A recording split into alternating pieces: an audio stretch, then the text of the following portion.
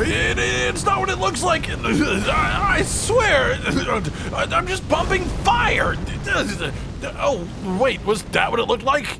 You mean that this makes total sense and I was the one who made it weird? Oh, oops.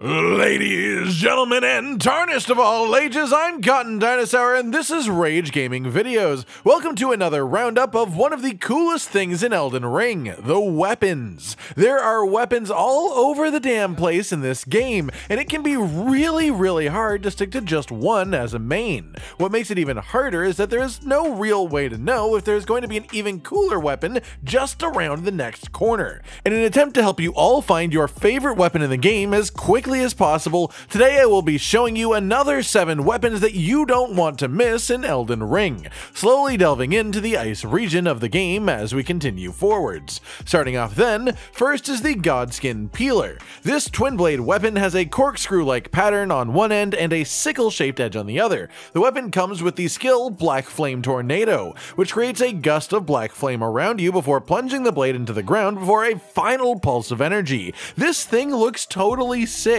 and to make it look this good, you need to have 17 strength and 22 dexterity. That's it. To find it, defeat the boss at the northmost point of the Windmill Village, which is at the very north of the middle of the Altus Plateau region. Secondly, today is a weapon quite related to the first, the Godslayer Greatsword. This weapon is noted as being the source of the black flame power that the Godskin enemies use in the game, and of course, as a result of that, it has a unique skill that uses black flames, a 2-hit slashing attack that continues to burn away your opponent's HP after they are hit. To use this weapon properly, you need 20 strength, 22 dexterity, and 20 faith. In order to find it for yourself, you'll have to head to the Divine Tower at the north of the middle of the Caelid region. Instead of going up the tower, you instead want to go down, following the parkour path that's being shown on screen, dropping down some ledges and being incredibly careful as this is a very long fall. Continue on until you find this elevator and use it to travel down towards the Site of Grace. From here, there is one enemy and then a boss fog wall. The boss inside is a reasonably difficult foe, so come prepared for a proper fight, and once he is defeated, you'll gain access to a chamber with the Godslayer Greatsword. Third up is the Fallingstar Beastjaw. This weapon is just absolutely gorgeous, and personally, I love few things more than weapons that are just a piece of a boss on a stick. This weapon is, of course, a jaw on a stick, a colossal weapon. This thing does have unique and a very cool skill to summon rocks up from the ground at your target location on command. Repeatable as long as your FP bar allows. To use this weapon in one hand, you need 34 strength, 12 dexterity, and 20 intelligence. In order to get this thing for yourself, you need to get to the top of Mount Gelmir in the Altus Plateau and defeat a boss. The closest Site of Grace is the 9th Mount Gelmir campsite, which is literally a jump away. And if you don't yet have this, start at the Bridge of Iniquity Site of Grace in the north of the Altus Plateau,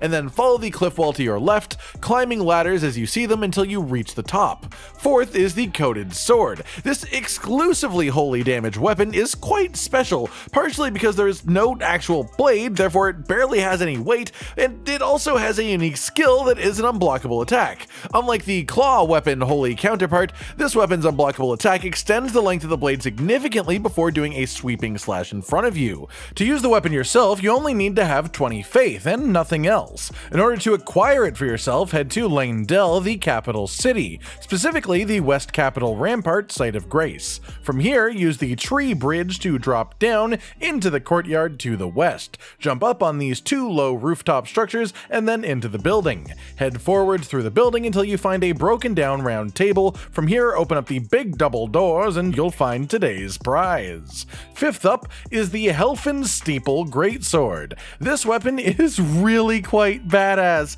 I mean, not only does it look cool on its own, but its unique skill, Ruinous Ghost Flame, bathes the blade in ghost flame, which visually speaking is essentially black flame once again, but instead of applying a damage over time effect, this skill makes the weapon deal ice damage, and this specific skill makes the effect stay active on the weapon for a while, so you just get to walk around with this awesome black flaming blade. To use the sword properly, you need 19 strength, 10 dexterity, and 22 intelligence, and to acquire the blade for yourself, all you have to do is take out a lowly mariner, a tibia mariner. This one located in the mountaintop of the Giants region, and also technically not a boss. He is in this little crevice just northwest of the Snow Valley ruins overlook Site of Grace. Sixth today is another personal favorite of mine, the Cranial vessel Candlestand. This Candelstand is a warhammer that scales excellently with strength. Like, this thing is genuinely strong as just a straight up hammer, and that is before you bring in the crazy unique skill where you start spitting out little fireballs all around you, hitting the button as much as you want until you run out of FP. In order to use this thing properly, you need 26 strength,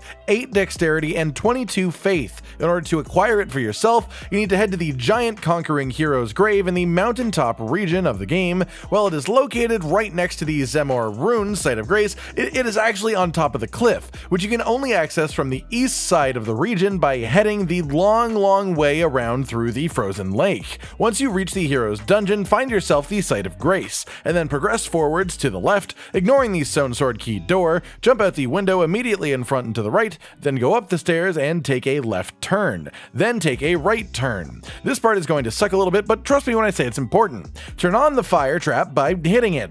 Wait for the fire to die out before heading up the stairs, waiting for another burst of flame before continuing once more. Take a U-turn going up the stairs on your right to find a stone sword key door. Open this up and walk on through to grab this weapon in the back. If you don't activate the fire pillar, the magic section of this floor will actually give way and drop you down underneath, so you can see why that's sort of important.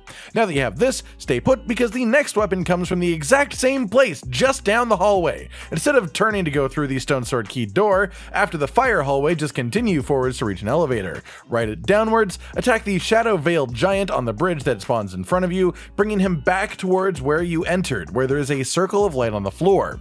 Once the giant enters the circle of light, he will be able to take damage from you once again. After this, the doors behind him will open, revealing a boss fog wall. The boss in here is quite quick and can definitely give you a bit of a rough time if you aren't on top of your game. But when you defeat him, you will get the Zamor curved sword. This weapon is incredibly cool. Its shape is totally unique, and so are its attack combos. Honestly, not actually matching the other curved greatswords in the game, this weapon has a very spinny combo. On top of that, its unique Ash of War causing a small freezing storm around you when you plunge the blade into the ground. To use this weapon effectively, you need 16 strength and 18 dexterity. And there you have it. 7 weapons that I could easily see someone building the majority of their Elden Ring journey around. 7 weapons that you could easily miss if you aren't doing all the optional activities. Do any of these weapons excite you? What weapons do you know of that you think more people should be talking about? Like if you like the video, subscribe to the notification bell for more, and most importantly, ladies and gentlemen, until next time, stay sweet. Josh, Cotton, and Hollow with the videos, dropping the humor like a hammer on your tippy toes, bringing entertainment on a daily arrangement to take our insanity and turn it into entertainment. Yes, I said entertainment twice, to reiterate that it is nice to look into your faces on a mostly daily basis when you let us in your homes to make the whole world our stage. Goodbye.